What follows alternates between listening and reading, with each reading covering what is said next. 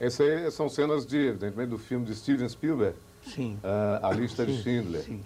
que será exibido pelo SBT, inclusive. Dia 24 de agosto, informação da produção do programa. Foi horroroso. Eu gostaria de conversar agora com o senhor o seguinte, a título de esclarecimento ao telespectador, de ilustração, inclusive, de nossa entrevista, Aguinaldo, os judeus que participaram, que tiveram participação do Holocausto, eles formaram em todo o mundo, aqueles que sobreviveram, evidente, formaram em todo o mundo uma associação. E o senhor Ben Abraham é o vice-presidente dessa associação. Então o senhor está por dentro de uma lista, não a de Schindler, mas dos bancos suíços que os judeus haviam depositado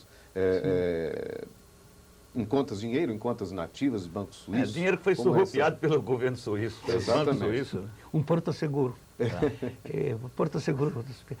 O problema é o seguinte, para mim esse é um grande blefe por parte dos banqueiros. Certo. Primeira coisa, qual é a explicação durante 52 anos ocultar os valores que foram depositados nos bancos suíços? Segunda coisa, esta lista foi feita pelos banqueiros suíços. Foi feita sob pressão internacional que agora surgiu para divulgar estes valores. Tá certo? Agora, eu não tenho controle nenhum. Quais são valores divulgados? Porque são valores irrisórios que a gente depositava. E as grandes fortunas não são divulgadas por eles. Porque eles não permitem uma comissão internacional verificar os arquivos deles. Quem é depositante, foi depositante, e qual valor ele depositava também nesta pessoa. Eles estão divulgando uma lista que não são somente judeus, são também os outros. Por ser uma pessoa que deposita um valor pequeno, qualquer coisa, nem ligava, ele foi depositado e também se encontra nesta lista. Agora, para que eles mostram a sua boa vontade, que eles abrem seus arquivos para uma comissão internacional, pode verificar o que e quanto foi depositado nos bancos suíços, apesar que passaram-se 50 anos. Tá certo. Senhor Ben Abraham, vice-presidente da Associação Mundial dos Sobreviventes do Holocausto, muito obrigado pela participação do senhor no Tambaú Debate. Muito obrigado pela vinda. Muito obrigado também. Só para concluir rapidinho, você acredita numa final pacificação entre judeus e palestinos? Acredito, porque eu acho que, inclusive eu estou escrevendo muito sobre este assunto, inclusive eu acho que tem bastante e suficientemente sofrimento de ambas as partes. Tem milhões de mães chorando seus filhos, viúvas e órfãos, que caíram por um conflito, sabe, que não tem cabimento. Eu acho que um dia a razão vai superar o ódio reinante nesse país. E agora gostaria, em caso que se permite, em vários segundos, agradecer aqui, através das pessoas aqui, para o Brasil, para essa terra maravilhosa que acolheram após a guerra os sobreviventes que aqui vieram de braços abertos e, pela bondade deste povo, permitiu, em parte, esquecer os pesadelos do passado. E eu naturalizei-me brasileiro, tenho filhos brasileiros, tenho netos brasileiros e acredito nesse país que um dia, com suas dimensões continentais, seu clima favorável, torna-se um celeiro do mundo e servirá como exemplo para todos os países do mundo. Tomara mesmo. Deus queira. Não é verdade? Muito obrigado. Obrigado. Bem, no bloco a seguir, você fica com as notícias de economia com Giza Veiga e de política com Aguinaldo Almeida. Até já.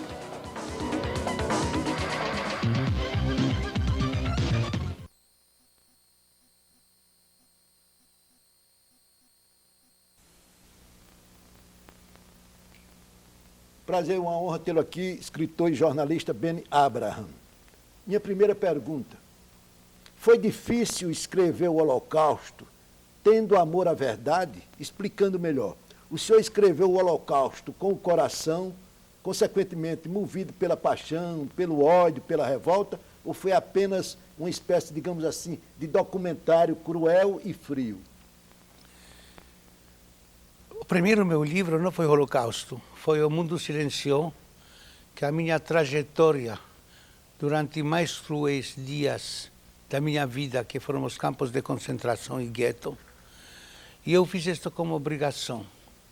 Fiz isto lembrando que quando perambulava pelos campos, esfomeado e esfarrapado ao quebrado, quando eu vi os chaminés dos crematórios, jorrando a fumaça negra junto com os fogos, sentindo nas minhas narinas carne humana queimada. Quando eu presenciei fuzilamentos em massa, eu presenciei enforcamentos coletivos. Naquela época jurei a mim próprio que caso Deus permita-me sobreviver à guerra, contarei ao mundo tudo o que presenciei, tudo o que testemunhei, para que desta maneira contribuir para conscientizar, para não permitir mais que um regime sanguinário, como foi de Hitler, outra vez chegue ao poder. A lista de Schindler, até que ponto existe a realidade, até que ponto existe a ficção? A lista de Schindler. Que foi? É lá? Defeito lá. Senhor escritor, a lista de Schindler, até que ponto vai nele a ficção, até que ponto vai o documentário? Lá não é ficção. Lá é um filme baseado nos acontecimentos que de fato aconteceram nos campos. E feito com uma genialidade de Spielberg, com realidade extraordinária, porque as cenas de Auschwitz, quando mulheres estavam esperando para tomar banho, para tomar o chuveiro, pensando que vai sair gás, depois ficam aliviados, as mesmas cenas eu também presenciei. Foi feito como uma realidade reproduzida. Mas uma coisa quero aqui salientar, que existe uma diferença entre outros prisioneiros e prisioneiros que trabalhavam nas fábricas de Schindler. Eles tiveram seu protetor, o Schindler. Eles tiveram, em comparação com a nossa vida, a nossa passagem pelos campos de concentração, praticamente um paraíso. Esta é a diferença.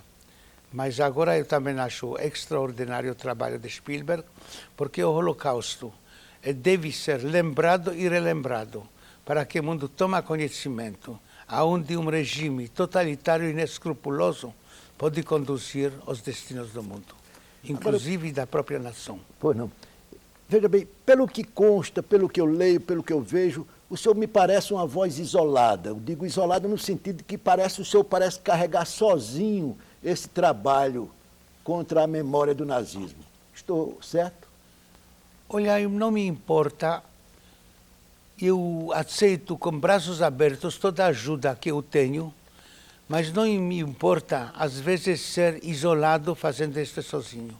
Porque isso aqui é uma obrigação por minha parte, conforme a minha promessa. Eu acho que alguém deve fazer e eu gostaria que muita gente fique ao meu lado fazendo o mesmo trabalho, mas eu nunca não fico desanimado que tem pouca gente ou não tem ninguém para me ajudar nesse trabalho. Eu estou viajando de sul a norte do Brasil, eu estou escrevendo nos principais jornais brasileiros, na imprensa estrangeira, eu tenho 14 livros publicados, e tudo isso como um objetivo só, esclarecer e não permitir, e não deixar esquecer o que passou. Veja bem a colocação da pergunta. O senhor, a gente sente que o senhor é um que se entregou, é um coração carregado de solidariedade. Mas eu pergunto, pela luta do senhor, pelo seu sofrimento, o senhor já teve a homenagem que merece, que a sua história merece? Eu ouvi várias homenagens, eu sou cidadão honorário de São Paulo, de Natal, do estado do Rio Grande do Sul, de Mossoró. Sim, e mas a eu digo em termos Agora, eu mundiais. não estou fazendo meu serviço para ser homenageado. Eu estou fazendo meus serviços para não permitir, para não deixar esquecer.